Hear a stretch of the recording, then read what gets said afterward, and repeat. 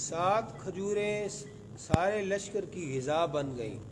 7 کھجوریں؟ جی اچھا جی، سارے لشکر کی غذا بن گئیں۔ ہوں، حضرت ارباز ابن ساریہ کہتے ہیں کہ تبوک میں حضور نبی اکرم صلی اللہ علیہ وسلم حضرت ام سلمہ کے خیمہ میں تھے، میں اور دو آدمیوں کو لے کر وہاں پہنچا، ہم تینوں بھوکے تھے۔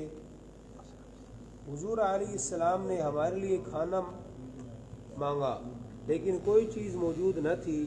حضرت بلال رضی اللہ تعالیٰ عنہ سے فرمایا کہ ان آدمیوں کے کھانے کا بندوبست کرو۔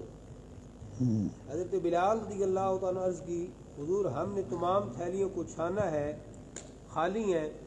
حضور علیہ السلام نے فرمایا دوبارہ جھاڑو، ہو سکتا ہے کوئی چیز مل جائے۔ حضرت بلال رضی اللہ تعالیٰ عنہ نے ہر تھیلے کو باری باری جھاڑا، ان میں سے 7 کھجوریں نکل آئیں۔ حضور علیہ السلام نے اپنا دست اقدس ان پر رکھا اور ان آدمیوں سے فرمایا اللہ کا نام لے کر کھاؤ۔ حضرت ارباز کا بیان ہے کہ میں اکیلا 54 کھجوریں کھا گیا۔ 54؟ جی، اچھا، اور ان کی گٹھلیاں بھی میرے ہاتھ میں تھی۔ میری ساتھی بھی میری طرح ہی کھاتے رہے۔ جب ہم سیر ہو گئے تو 7 کھجوریں باقی بچ گئیں۔ اللہ کے محبوب صلی اللہ علیہ وسلم نے حضرت بلال رضی اللہ تعالیٰ عنہ سے فرمایا ان کھجوروں کو جو بھی کھائے گا انشاءاللہ وہ سیر ہو جائے گا۔ دوسرے دن 10 فقراء حضور نبی اکرم صلی اللہ علیہ وسلم کی خدمت میں حاضر ہوئے۔ آپ نے وہی 7 کھجوریں طلب کی اور اپنا دست اقدس ان پر رکھا اور فرمایا اللہ کا نام سے کھاؤ۔ حضرت ارباز کہتے ہیں کہ مجھے قسم ہے اس خدائے بزرگ کی جس نے حضور علیہ السلام کو دین حق دے کر بھیجا، ہم ان 10 فقیروں کے ہمراہ کھجوریں کھا کر سیر ہو گئے لیکن وہ 7 کھجوریں اسی طرح اپنی جگہ پڑی رہیں۔ بعد ازاں حضور نبی اکرم صلی اللہ علیہ وسلم نے فرمایا اب خدائے برتر بزرگ سے شرم آتی ہے ورنہ کھجوروں سے تمام اہل مدینہ سیر ہو جاتے۔ چنانچہ نبی پاک صلی اللہ علیہ وسلم نے یہ کھجوریں بچوں میں تقسیم فرما دی۔ سبحان اللہ، سبحان اللہ صلی اللہ علیہ وسلم۔ منافقین کے جنازے سے اجتناب۔ منافقین کی جنازے تو اجتناب۔ اجتناب، جی ٹھیک ہے۔ اجتناب میں ہونا نہ رہنا، پرہیز کرنا۔ تبوک سے واپسی پر منافقین کی ایک جماعت نے اس بات پر اتفاق کر لیا کہ جناب رسول اللہ صلی اللہ علیہ وسلم جب عقبہ پہنچے تو انہیں وہاں گرا دیا جائے۔ رات کے وقت عقبہ پہنچے، حضور علیہ السلام نے تمام لوگوں کو براستہ وادی جانے کا حکم دیا لیکن خود عقبہ روانہ ہوئے اور کسی کو اپنے پیچھے آنے کی اجازت نہ بخشی۔ اکلے آ گئے۔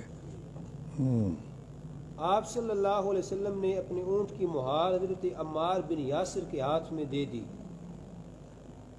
اور یہ آپ کی بڑی خدمت گزار ہے۔ اچھا، اور حضرت حذیفہ رضی اللہ تعالیٰ عنہ کو اسے ہانکنے پر مامور فرمایا۔ اس طرح جب وہ عقبہ کی طرف جا رہے تھے تو پیچھے سے اچانک چند لوگ ظاہر ہوئے۔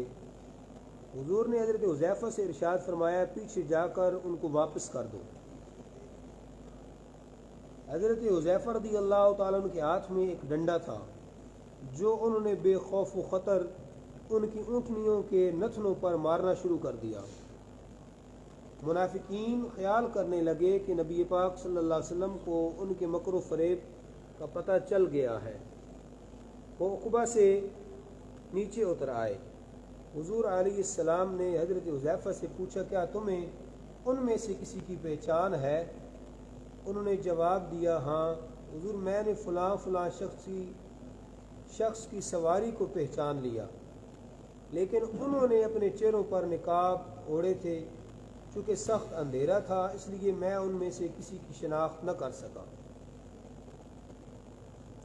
جب عقبہ سے گزر گئے اور صبح ہوئی، نبی پاک صلی اللہ علیہ وسلم نے حضرت اسید بن حضیر سے فرمایا، اے ابو یحییٰ، تمہیں پتہ ہے کہ کل منافقوں نے کیا منصوبہ بنایا؟ وہ چاہتے تھے کہ مجھے عقبہ سے گرا دیں۔ حضرت اسید نے عرض کی، حضور فرما دیں تو فوراً ان کا سر کاٹ کر آپ کی خدمت اقدس میں پیش کر دوں۔ آپ صلی اللہ علیہ وسلم نے فرمایا، اے اسید، مجھے یہ بات پسند نہیں، کیونکہ لوگ کہیں گے کہ جنگ کے خاتمہ پر پیغمبر نے اپنے ساتھیوں کو ہی قتل کرنا شروع کر دیا۔ حضرت اسید نے عرض کی کہ وہ آپ کے اصحاب تو نہیں؟ آپ نے فرمایا، وہ اشہد ان لا الہ الا اللہ کہتے ہیں، وہ اللہ تعالیٰ نے مجھے ایسا کہنے والوں کو قتل کرنے سے منع فرمایا ہے۔ وہ کلمہ پڑھ دیں، آج کل دے ویکھو اور کتنے کفر دے لگتے پے نے فتوی۔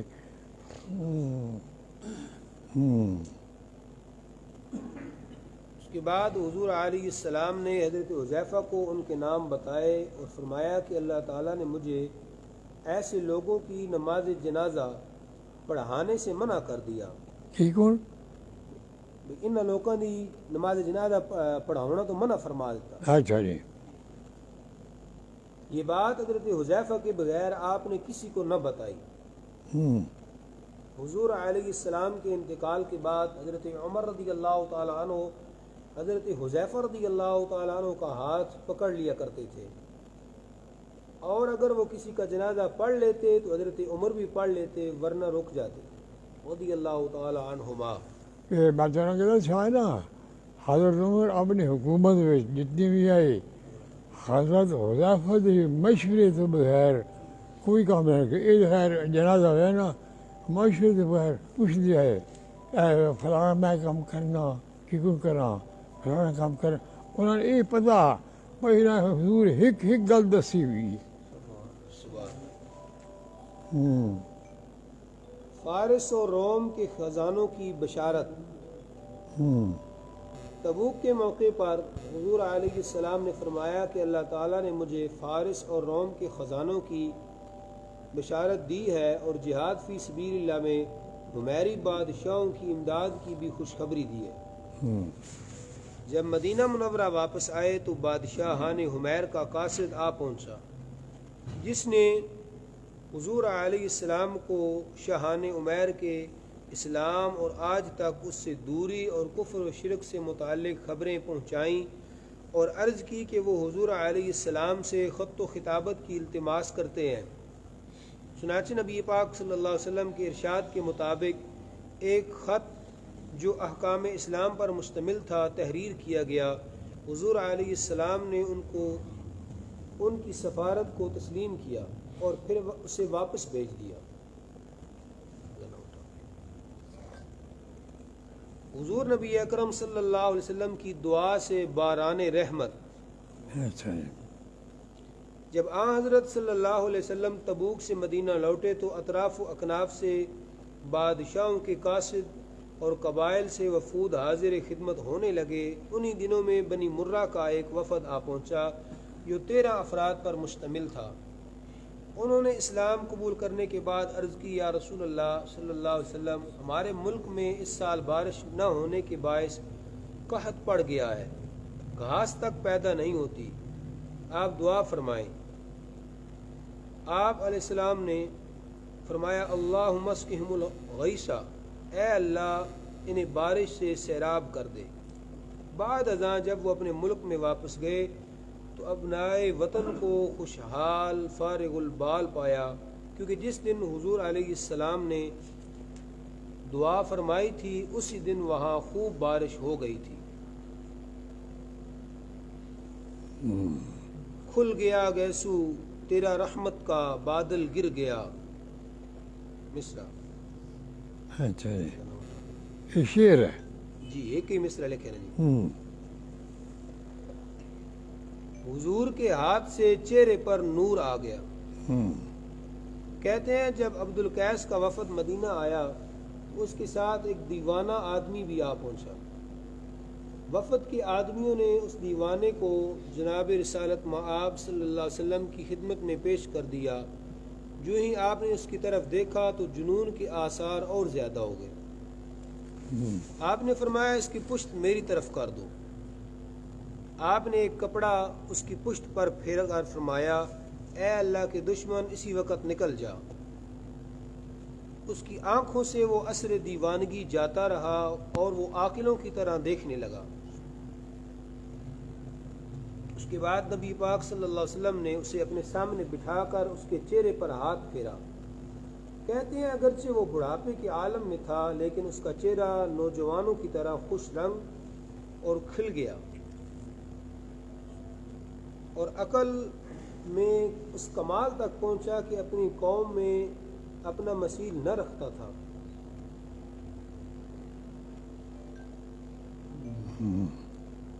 شراب سے ممانعت۔ شراب سے اچھا نہیں۔ انہی لوگوں میں سے ایک نوجوان تھا جس نے بحرین میں شراب نوشی کے نشے میں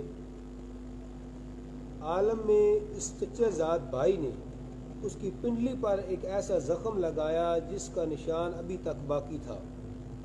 انہوں نے بتایا کہ یا رسول اللہ صلی اللہ علیہ وسلم، ہمارے علاقہ کی آب و ہوا کا تقاضا ہے کہ ہم شراب نوشی کریں۔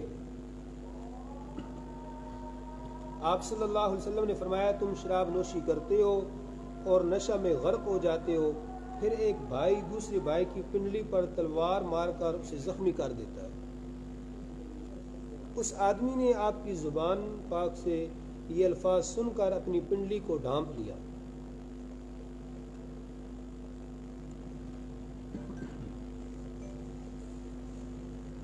نجاشی کی وفات۔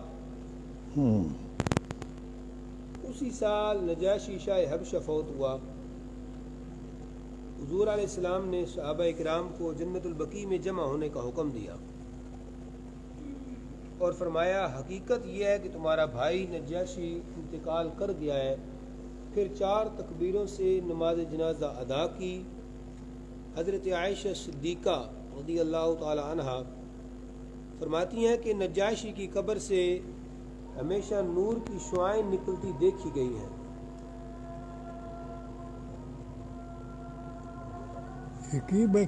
کئی مانگے گھڑی چ جناب، گھڑی دی بانگ ہے جناب، وہ گھڑی دا الارم ہے نا جی، وہ گھڑی بول دی پئی ہے جی۔ اچھا جی۔ نجاشی حضور کا بڑا عاشق کہا لیکن زیارت داس کی تھی، صحابی نہیں بن سکے۔ لیکن نجاشی کتنا ہے، حبشہ کتنا ہے، عرب کتنا ہے۔ حضور جس دن وہ وفات ہوئی حضور سب کچھ یہ پتا۔ حضور نے فرمایا آؤ نجاشی آج فوت ہو کا جنازہ پڑھی۔ آپ نے کہا غائبانہ جنازہ پڑھا۔ اتھے سارے علماء جنازے جواز لاندے غائبانہ جنازہ بھائی پڑھے جا سکتا۔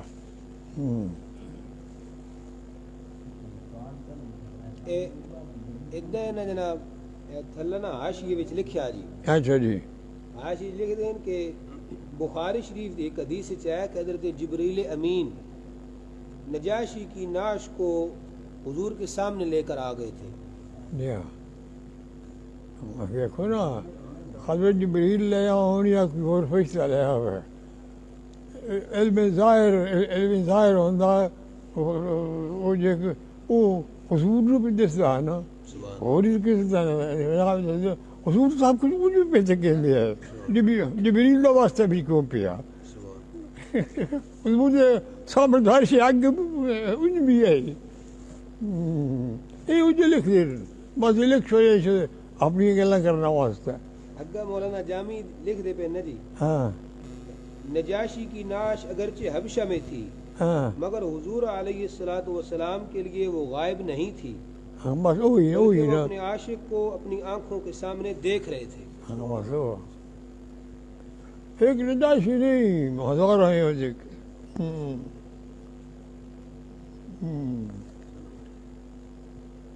اربد کی عاقبت، اربد کی عاقبت نواں کا ٹاپک ہے۔ اچھا جی 10ویں سال بنی عامر کا وفد مدینہ طیبہ میں پہنچا اور اسلام قبول کر لیا۔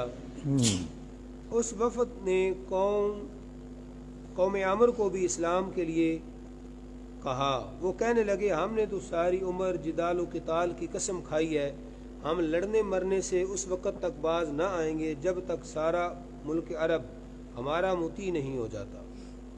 اب ایک قریشی نوجوان کے سامنے کیسے ہار مان جائیں؟ ایک نے دوسرے کو کہا میں حضور علیہ السلام کو باتوں میں لگاتا ہوں، تم پیچھے سے وار کر کے کام تمام کر دینا۔ جب پیش ہوئے تو عامر نے حضور علیہ السلام سے جزیہ مقرر کرنے کے لیے کہا، لیکن حضور علیہ السلام نے فرمایا جب تک تم اسلام نہ لاؤ گے تمہارے لیے کوئی چارہ نہیں۔ وہ انہی باتوں میں حضور علیہ السلام کو مشغول رکھے کھڑا رہا اور اپنے ساتھی اربد کی طرف دیکھتا بھی جاتا تھا مگر اس کے ہاتھ نہیں اٹھتے تھے۔ تھوڑی دیر کے بعد اس نے عرب کے محاورہ کے مطابق کہا کہ میں آپ کی سرزمین کو سواروں اور پیادوں سے بھر دوں گا۔ حضور علیہ السلام نے دعا فرمائی اے اللہ مجھے عامر سے بچا۔ اللہ رب العزت نے بنی عامر پر طاعون مسلط کر دی۔ کیا مسلط کر دی؟ طاعون بیماری، طاؤس، طاعون جناب، طاعون جی۔ اربد کہتا ہے کہ مجھے جب میں حضور پر وار کرنے کا قصد کرتا تو میرے اور حضور کے درمیان عامر حائل نظر آتا، اس لیے میں اپنا ہاتھ روک لیتا۔ اللہ تعالیٰ نے اربد کو بجلی صاعقہ سے ہلاک کیا۔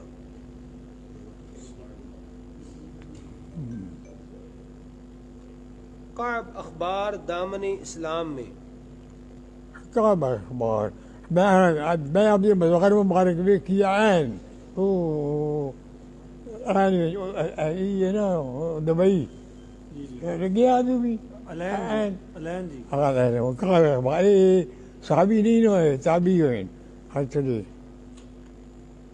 بڑے عالم ہوئے، بڑے عالم ہوئے۔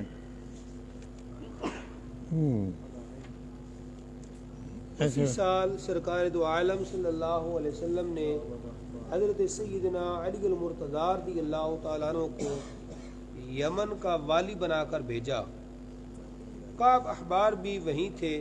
حضرت امیر کی خدمت میں آ کر حضور علیہ السلام کے اوصاف حمیدہ سے متعلق استفسار کرنے لگے۔ جب حضرت علی رضی اللہ تعالیٰ عنہ نے نہایت بسط و شرح کے ساتھ آپ کی اخلاق کریمہ اور شمائل رحیمہ بیان کیے تو کعب احبار نے مسکرانا شروع کر دیا۔ حضرت علی رضی اللہ تعالیٰ عنہ نے ان کے مسکرانے کی وجہ پوچھی تو کعب احبار کہنے لگے یہ صفات تو ہم نے کتب سابقہ میں دیکھی ہیں۔ یہ کہہ کر وہ دولت تصدیق و ایمان سے بہرہ ور ہوئے۔ آپ نے بقدر طاقت احکام اسلام اخبار فرمایا جناب جو تجھے پہ گلا کریں دو نا یہ ساری پڑھ چکے ہیں گئی بھی کوئی نہیں گل دسو بڑے عالم ہے نا۔ آپ نے بقدر طاقت احکام اسلام سیکھے اور یمن میں ہی اقامت پذیر ہو کر لوگوں کو تعلیم دینے لگے۔ جناب کعب اخبار حضرت سیدنا عمر رضی اللہ تعالیٰ عنہ کے ایام خلافت میں مدینہ منورہ آئے اور کہتے تھے کہ کاش میں ایام ہجرت میں یہاں آتا اور نبی پاک صلی اللہ علیہ وسلم کی صحبت سے مشرف ہوتا۔ روایتوں میں اسی طرح آتا ہے لیکن مشہور یہ ہے کہ حضرت سیدنا عمر کے ایام خلافت میں کعب اخبار شام ہی میں تھے۔ شام اچنا ہے شام اندر شام نو گئے جی شام اندر ہے۔ یا تو غلط ہے روایت ہے یا کہ دوائی پلائن اپنی مظہر بنائی ہوئی نے اپنی سچ کی پور۔ اچھا ایک روز جب حضرت عباس چشمہ زمزم کے پاس بیٹھے ہوئے تھے تو وہاں آ نکلے۔ حضرت عباس نے ان سے پوچھا تمہیں حضور کی حین حیات میں اور حضرت ابوبکر صدیق کی ایام خلافت میں اسلام لانے سے کس چیز نے منع کیا؟ کعب اخبار بولے میرے باپ نے میرے لیے انجیل سے ایک چیز لکھ کر مجھے دی تھی. کیا؟ حضرت کعب اخبار دے والد انہوں نے انجیل سے کچھ چیز لکھ کر دیتی آئی، اچھا لکھ کر دی تھی اور منع بھی کیا تھا، اور ساتھ ہی اس پر عمل پیرا ہونے کے لیے بھی کہا.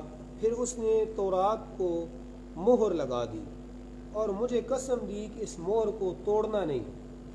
جب اسلام ظاہر ہوا تو مجھے اس میں بجائے نیکی کے اور کوئی چیز نظر نہ آئی. میں نے اپنے آپ سے کہا شاید تیرے باپ نے کچھ علوم تجھ سے چھپا رکھے ہیں. میں نے مہر کو توڑا، اس میں حضور علیہ الصلوۃ والسلام کے اوصاف اور آپ کی امت کی خوبیاں پائیں، تو میں یمن سے مدینہ آ کر ایمان لے آیا.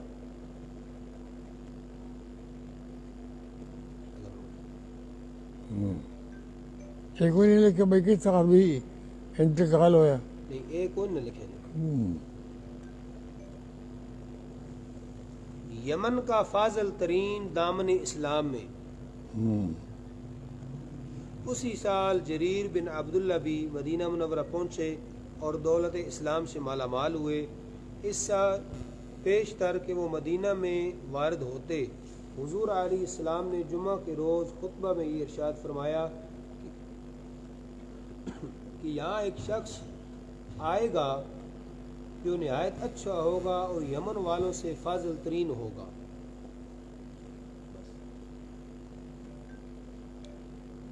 جریر کو حضور کی دعا. یہ بڑی خوبصورت ہوئے، اتنے حسین ہوئے نو کہ بائنا نے یوسف ثانی بھی آکھا گانا جریر بن عبداللہ. حضرت جریر کو حضور نبی اکرم صلی اللہ علیہ وسلم کی دعا. یہی جریر بن عبداللہ گھوڑے پر سوار ہونے سے قاصر تھے. جناب رسول اللہ صلی اللہ علیہ وسلم نے اپنا پنجہ جریر کے سینہ پر دے مارا، جس سے ان کی چھاتی پر آپ کے ہاتھ کا نشان پڑ گیا. آپ صلی اللہ علیہ وسلم نے فرمایا اے اللہ اسے ثابت رکھ اور اسے ہادی و مہدی بنا دے. اس کے بعد جریر کبھی بھی گھوڑے سے نہ گرے. 10ویں سال قبیلہ طے کا وفد حضور علیہ السلام کی خدمت میں آیا اور اسلام قبول کیا. اس وقت زید بن خیل قائد قوم کی حیثیت سے اس وفد کے ہمراہ تھے. حضور نبی اکرم صلی اللہ علیہ وسلم نے ان کا نام زید بن خیل کی بجائے زید الخیر رکھ دیا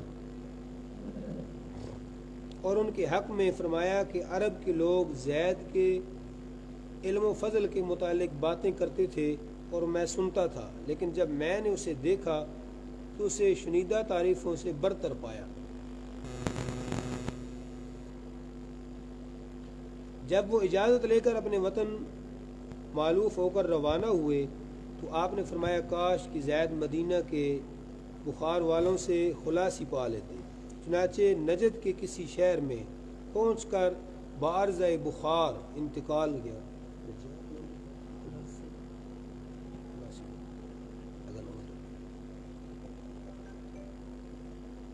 اسلام خوشحالی اور امن کا ضامن بن گیا. اسی سال عدی بن حاتم مدینہ طیبہ آیا. حضور نبی اکرم صلی اللہ علیہ وسلم سے ملاقات ہوئی تو آپ نے فرمایا تم بھی اسلام قبول کرو تاکہ سلامت رہو. عدی نے کہا میں تو پہلے ہی متقی ہوں، اور حضور علیہ السلام نے فرمایا مجھے تمہارے دین کے متعلق تم سے زیادہ واقفیت ہے. تو نے نصارہ اور صاحبین کے درمیان صاحبین کے درمیان اختیار کر رکھا ہے. عدی بولا ہاں سرکار. حضور نے فرمایا تم قوم مربع میں سے تھے، یعنی ایسی قوم جو کسی کے مال کا چوتھا حصہ وصول کرتی ہے. میں نے کہا ہاں. حضور علیہ السلام نے فرمایا یہ تمہارے دین میں جائز نہیں تھا. میں نے عرض کی ہاں یا رسول اللہ صلی اللہ علیہ وسلم. عدی کہتے ہیں جب یہ باتیں میں نے سنی تو دین اسلام سے میرے دل میں جو بھی کراہت تھی جاتی رہی. بس اگا ہے جی تھوڑے حضور علیہ السلام نے فرمایا تم اہل اسلام کی غربت کی وجہ سے اسلام قبول نہیں کرتے، یاد رکھو ان قریب وہ وقت آنے والا ہے کہ یہاں کے مسلمانوں میں اس قدر دولت کی فراوانی ہو جائے گی کہ صدقات لے کر گھروں سے باہر نکلیں گے لیکن لینے والا کوئی نہیں پائیں گے۔ ہو سکتا ہے کہ تم دین اسلام میں آنے سے اس لیے گھبراتے ہو کہ دشمنان اسلام زیادہ ہیں۔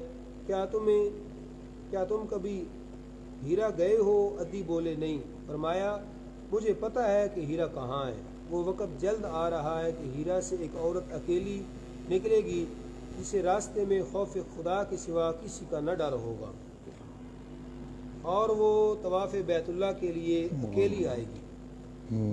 بس جی بس سے اچھا، اس متعلق دو روایتیں عدی بن حاتم تائی ہن تک مشہور ہے، اپنی کتابوں میں کہ غیر بھی کتابوں کے اتنا سخیہ کہ شیخ صاحب یہ لکھ دینا کہ بھائی گھوڑا بڑا کمال رکھے آس، ایک ودیا گھوڑا بڑی قیمتی، اس کی قیمت کوئی بندہ ادا کر سکتا ہی نہ۔ ایک آیا کوئی بادشاہ یا وڈا بندہ آیا، وہ گھوڑا لانا واسطے اس کو لایا کہ بھائی میں ویسا آج اس کی سخاوت کیوں جائیے۔ حاتم دی آیا، رات رہا، بڑا اس خاطر تبادلہ کی تھی، صبح اس پوچھے حاتم میں کیوں آئے ہو؟ جانا میں چاہنے کو وہ گھوڑا لینا آیا جڑا کہ جڑا کیا ہو پھیلانا، فرمایا او افسوس وہ تو میں چاہتا جی کو کھوا چھوڑیا۔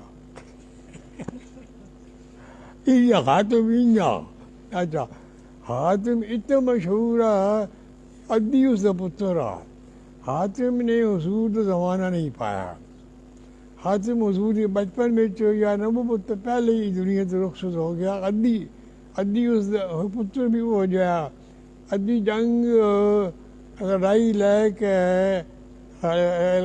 کے حضور نال مقابلہ کرنا واسطہ آیا تو شکست اس نے کھادی، حضور نے کوئی عورتیں کوئی بندے قید کر لے، قید کر رہے انہوں نے عدی بھی آ۔ حضور نے پوچھا کون یہ عدی ہے، یہ عدی حاتم کا پتر ہے۔ اچھا حضور نے فرمایا کہ بھائی یہ عدی چھوڑ دیو، حاتم دے دنیا تے بڑے احسان ہو، حاتم دنیا دے احسان کر کے گیا، اس وقت عدی کو کوئی تاوان نہیں لینا، عدی معاف کر دیو۔ اچھا وہ آ گئے، انہیں بیڑیاں کھولنی شروع کر دیتیاں۔ عدی نے دسیا کہ بھائی تو آزاد ہیں باقی نہیں، تو آزاد ہے۔ عدی آخیا میں آزاد تا ہو ساری دوجی بھی آزاد ہوتا ہے، میں آزاد کوئی حضور کی خدمت میں عرض کر دیے ہو کہ میں بھی قید رکھو اور میں نہ دوجے نال قید ہو سا، میں وقت آزاد کوئی نہیں ہونا۔ حضور بڑے خوش ہوئے، حضور نے فرمایا واقعی حاتم کا پتر ہے۔ حضور نے فرمایا سارے آزاد کر دیو، سارے آزاد ہو گئے، سارے آزاد ہو گئے۔ عدی نے اتنا ہی گل پسند آئی، عدی قدم تو ڈھہ پیا۔ عدی حضرت عدی بن اس بڑی حدیث ہیں حضرت عدی بن حاتم دی۔ کسریٰ کے خزانے مسلمانوں پر کھل گئے۔ کسریٰ کے کیا تم اس لیے مذہب اسلام میں آتے ہوئے گھبراتے ہو کہ دنیا کے بادشاہ وغیرہ مذاہب میں ہیں، اور وہ دن دور نہیں جب کسریٰ کے خزانے مسلمانوں پر کھول دیے جائیں گے؟ یہ حضور نے فرمایا۔ عدی نے تعجب سے پوچھا کسریٰ بن ہرمز؟ حضور نے فرمایا ہاں کسریٰ بن ہرمز۔ عدی کہتے ہیں کہ میں نے اسی وقت اسلام قبول کر لیا، لیکن خدائے بزرگ برتر کی قسم میں نے اس عورت کو اپنی آنکھوں سے دیکھا جو اکیلی طواف کعبہ کے لیے ہیرا سے آئی۔ میں اسے ہر اول دستے میں تھا جس نے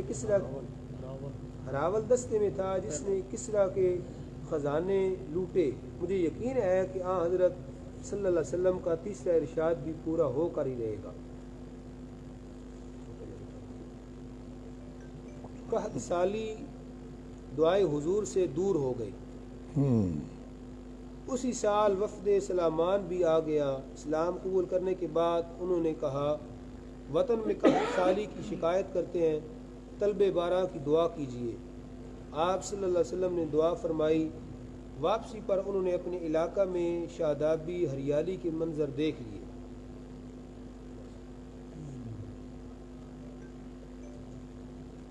فیروز کامیاب ہو گیا۔ کون؟ یہ نواں کا ٹاپک ہے جناب، فیروز فیروز؟ جی فیروز، اچھا۔ فیروز دہلوی نے بھی اسی سال مدینہ منورہ میں حاضر ہو کر دولت اسلام پائی۔ یہ نجاشی شاہ حبشہ کا خاص تھا، اسے یہ سعادت حاصل تھی کہ اس کے ہاتھوں اسود انسی ایک جھوٹا مدعی نبوت قتل ہوا۔ رات کو اسود انسی قتل ہوا تو صبح کو حضور علیہ السلام نے صحابہ سے فرمایا کہ اسود انسی قتل ہو گیا ہے۔ صحابہ نے پوچھا یا رسول اللہ صلی اللہ علیہ وسلم اسے کس نے قتل کیا؟ تو فرمایا ایک مبارک آدمی نے جو مبارک خاندان سے تعلق رکھتا ہے، اس کا نام فیروز ہے۔ آپ نے بطور دعا فرمایا فیروز کامیاب ہو گیا۔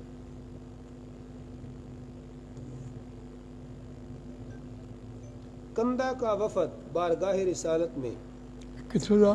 کندہ کا، اچھا۔ اسی سال کندہ کا وفد بھی مدینہ منورہ آیا اور شہزادہ ابل بن حجر اسود کے وفد کے ساتھ تھا۔ ان کا بیان ہے کہ ہم جناب رسول اللہ صلی اللہ علیہ وسلم کی زیارت سے پہلے چند صحابہ کرام علیہم رضوان کو ملے۔ انہوں نے بتایا کہ حضور علیہ السلام نے 3 روز سے تمہارے آنے کا انتظار کا حکم فرمایا ہے۔ یہ سن کر میں آپ کی خدمت میں حاضر ہوا اور دولت ایمان سے مالا مال ہو گیا۔ سعد بن ابی وقاص کے لیے حضور کی دعا۔ اسی سال حجۃ الوداع کے دنوں میں حضرت سعد بن ابی وقاص رضی اللہ تعالی عنہ اشر مبشرہ بچوں ہیں کسی مرض میں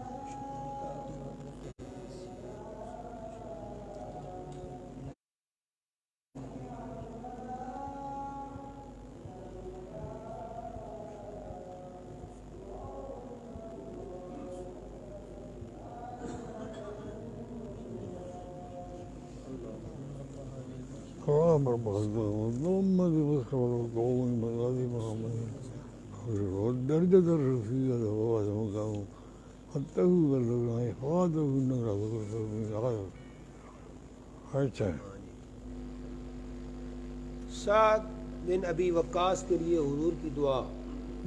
اسی سال حجۃ الوداع کے دنوں میں حضرت سعد بن ابی وقاص رضی اللہ تعالیٰ عنہ کسی مرض میں مبتلا ہوئے۔ حضور علیہ السلام ان کی بیمار پرسی کے لیے تشریف لائے۔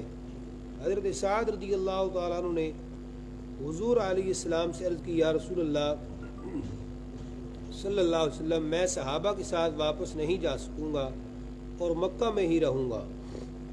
حضور علیہ السلام نے فرمایا انشاءاللہ تم جہاں رہو گے بخیر و عافیت رہو گے اور تمہارے مراتب بلند ہوں گے اور عمل میں برکت ہوگی اور تم سے نیک کام سر انجام پائیں گے۔ ایک گروہ کے لیے تو فائدہ بخش ہوگا اور ایک کے لیے نقصان دہ۔ اس کے بعد حضرت سعد صحت یاب ہوئے اور حضرت امیر معاویہ رضی اللہ تعالیٰ عنہ کے عہد تک جیے اور آپ نے بہت جوہر دکھائے، بڑے بڑے کارنامے سر انجام دیے، اسلام کو بہت فائدہ پہنچایا اہل ردا کو سخت نقصان ہوا اور حضور علیہ السلام کا ارشاد گرامی حرف بحرف درست نکلا۔